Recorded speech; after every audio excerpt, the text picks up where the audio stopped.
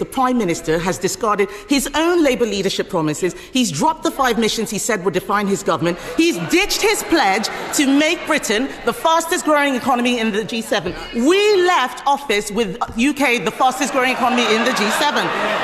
And business is saying he has damaged the economy with his budget.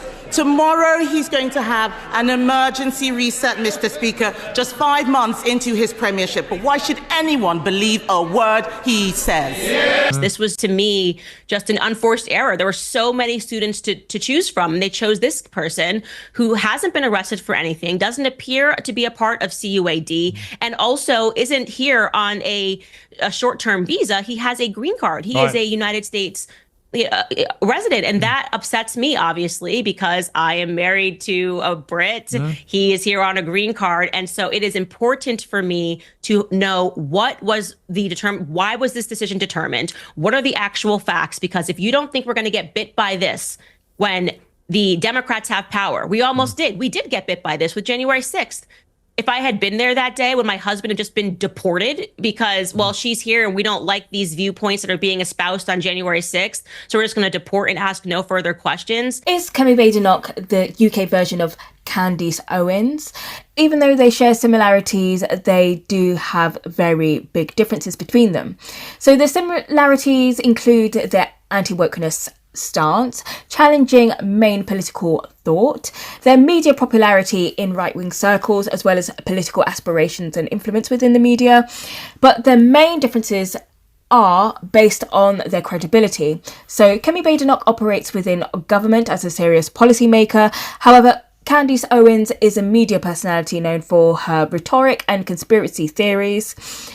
Kemi Badenoch focuses on economic and governance issues, as well as having her focus on policy, whereas Candace Owens' view on culture wars. Candace Owens is more culture war driven, frequently attacking various social justice groups such as LGBTQ plus groups and vaccine mandates. Also, their engagement with institutions. Kemi Badenoch works within the UK political systems and engaged with policy debates, whereas Candace Owens operates largely as an outside commentator with no official political stance or political role. So even though Candace Owens is a provocative media firebrand, Kemi Badenoch is a calculated political operator with real ambitions. Therefore, Kemi Badenoch distances herself from conspiracy theories and hyperbole and rather places herself within a more strategic and serious figure to be taken seriously within UK politics. The Prime Minister has discarded his own Labour leadership promises. He's dropped the 5 missions he said would define his government. He's ditched his pledge to make Britain the fastest growing economy in the G7. We left office with UK the fastest growing economy in the G7. And business is saying he has damaged the economy with his budget. Tomorrow he's going to have an emergency reset, Mr. Speaker, just 5 months into his premiership. But why should anyone believe a word he says? Yeah. She's a woman. You're waging a campaign against her to denigrate her in the public eye. What do you say to the charge of hypocrisy? I think asking me to get back onto your show because you owe me some money. I'll bet you. Why don't we have like £100,000 bet that it establishes beyond any doubt to a charity of your choice and mine, $100,000, make it dollars, right now, that it is established beyond any doubt that she was born a woman. Now that my series has completed and it's gone worldwide, and that's how the truth works, I'm certain you haven't watched it because the majority opinion is that she was born a man now. And that's because rather than allowing people to just say it was crazy, I just took the time and showed them all of the overwhelming evidence that it was true. Look, we live in a time where there are transgendered people. Brigitte Macron just happens to be one of them. Honourable Lady, on behalf of the British people and local authorities, what it means for them. Is she going to follow the same playbook, pretend she didn't know what it costs to build affordable housing or to change the planning system and impose more costs for builders, home buyers and renters? These are just a few of the questions that the government will need to answer, and I'm sure colleagues across this House will have many more questions for them. But the government is in danger of choosing the worst of all worlds, not addressing basic economics of house building, centralizing decision making, and when you look at all that, it looks like the 1.5 million homes will be a distant aspiration rather than a meaningful target. Thank you.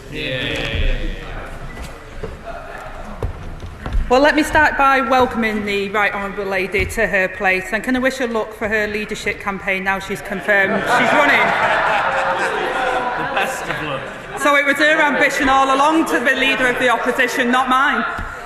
I must say, the Honourable Lady seems to be taking to opposition very naturally. I think she'll find herself comfortable for a long, long time on those benches.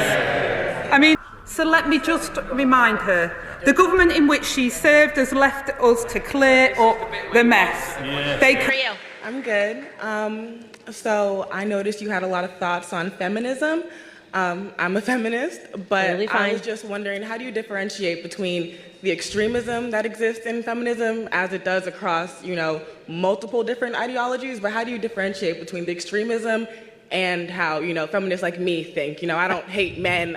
It's a great question, and I'm glad you asked it. It's a great, great question. So what you have to realize about the left when you talk about extremism is they hack words that once had real meaning, and they take them for their own nefarious goals, right? So they'll say racism, and you'll go, oh my God, no, really, racism used to exist, but now it means organizing your pantry. That's obviously not racism. That's completely ridiculous. You see something like feminism, and once upon a time, women were fighting for the right to vote. Well, now we have that. We have equal footing.